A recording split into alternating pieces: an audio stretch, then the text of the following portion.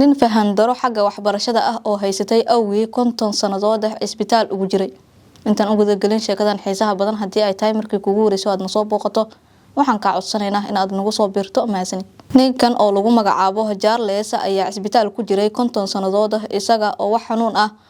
oo muuqda qabin Charles ayaa waxa uu qabay suuxdin yar oo mararka qaar ku soo kacda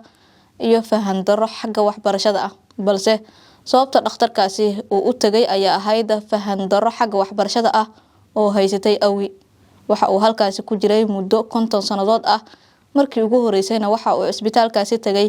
isaga oo 12 jir ah Charles oo la hadlay warbaahinta BBC-da ayaa waxa uu sheegay in uu dhalashooyin fara badan uu ku qaatay isbitaalka intii uu ku jiray waxa uu sheegay in arintaasi uusan jeclaysan oo uu jeclaa in uu xorriyada magaaladiisa ku maro oo uu dhalashadiisa ugu dabaaldego isaga oo xor ah walaashii oo iyadana la hadashay warbaahinta BBC-da ayaa sheegtay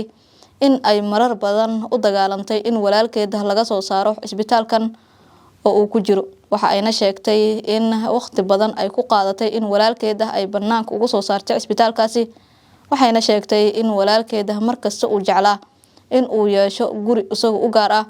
oo uu furihiisa gacanta ku haysto qoyska intiisa kale ayaa iyaguna waxay isku raaceen in badan ay u dagaalameen in wiilkooda uu isbitaalka ka soo baxo oo uu banaanka si xorriyad ah ugu noolaado si uu u dareemo xorriyada madax banaana meel kastana oo u maro isaga oo xor ah baaritaan ay sameysay BBC Scotland ayaa waxa lagu ogaaday in boqolaal qof oo xagga fahanka ay cilad ka haysato ay ku jiraan isbitaalada dhimirka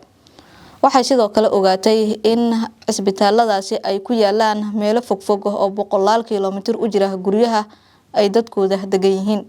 balse xog ay heshay warbaahinta BBC-da ayaa sheegaysa in ay laba jibaarantay dadka la geynayo isbitaaladaasi qoyska Charlesna waxa ay sheegeen in arinta wiilkooda ay ku caawinayso dadka kale ee dhibaatadan ay haysato in loo ogolaado in guryahooda ay ku noolaadaan ama bulshadooda ay ku dhex jiraan sidaasina lagu daweeyo Charles ayaa warbaahinta BBC-da u sheegay in hadda meesha uu rabo uu wareegi karo sidoo kalena uu ka soo qadeyn karo maqaayadaha banaanka ku yaala waxa uu Charles sheegay in uu hadda haysto xorriyada uusan horay u haysan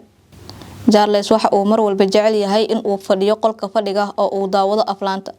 sidoo kale hadda waxa uu baranayaa sida loo kariyo cuntada beerta guriga ku taalana loo hagaajiyo sidoo kale uu u nadiifin lahaa naftiisa walaashii ayaa waxa ay sheegtay in muddo badan ay u dagaalamaysay in walaalkeeda uu helo xorriyada oo uu sidoo kale helo guri isaga uu leeyahay ha u maleynin tani sheeko qiyaali ah ayuu yiri 14 sanadood ay ugu qaadatay in aan helo meel aan dago intii aan ku jiray isbitaalkaasi ayuu hadalkiisa si raaciyay Charles oo BBC-da u waramay dawladda Scotland ayaa horay waxay u sheegtay in dawladaha hoose ay kala kaashanayso sidii loo caawin lahaa dadka ay waxbarashada fahanka ku yartahay sidoo kalena ay ku adag tahay waxay Scotland bixisay lacag dhan 25 milyan oo dollar oo lagu caawinayo dadkaasi sidoo kalena looga caawinayo in ay guryahooda ku noolaadaan si madax banaan